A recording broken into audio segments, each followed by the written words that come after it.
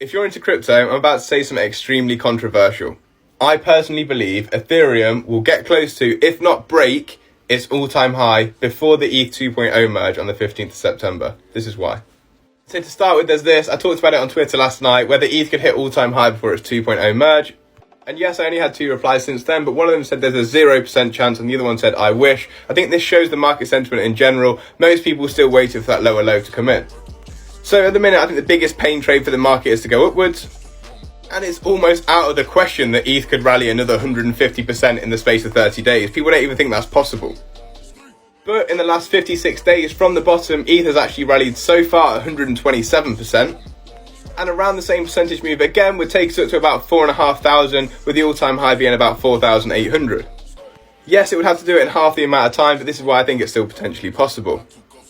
But as I said, most people are still sitting on the sidelines, convinced the market is going lower, and they could be right. The RSI is looking overbought at the minute, but if ETH does manage to break through this key resistance level at $2,000, which is wicked above a few times today already, I think we could be on for a run. How rocky do you think the sentiment of people sitting on the sideline is right now? They've probably been stung on the way down, sold to try and buy at a lower entry, and they don't want to miss that run back up to the upside. With a huge catalyst and the second largest crypto changing its consensus mechanism, how much persuasion do you really think it will need for people to step back into the market? I'd be looking in and around these retracement levels if you use a Fibonacci retracement tool from the 0.618 to the 0.786, which is around $2,800 to about $3,800 for people to start entering back into the market and the sentiment to change back to bullish. Between here and there isn't that much resistance, so if we do break out of this resistance level, we could head up there pretty quickly. Yes, we've got the 200 moving average to break through as well, which will double up as resistance with the recent swing lows, but that's about all the resistance we're looking at before we hit the retracement levels. So if you still don't think it's possible, and I know it's a big ask, but in the last 3 days, ETH has moved 21% towards the upside.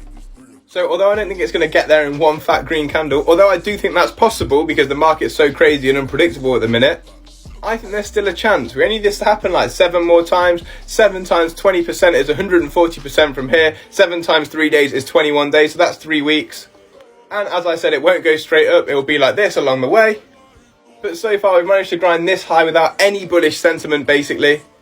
And there's a lot of stablecoin waiting on the sidelines to enter the market. If people realise they've missed the bottom, FOMO might kick in and we could really push. However, I'd always watch for that sell-off just before the mergers, always a like buy the rumour, sell the news kind of event.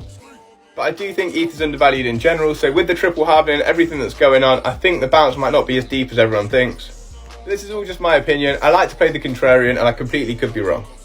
But I'd like to leave you with this.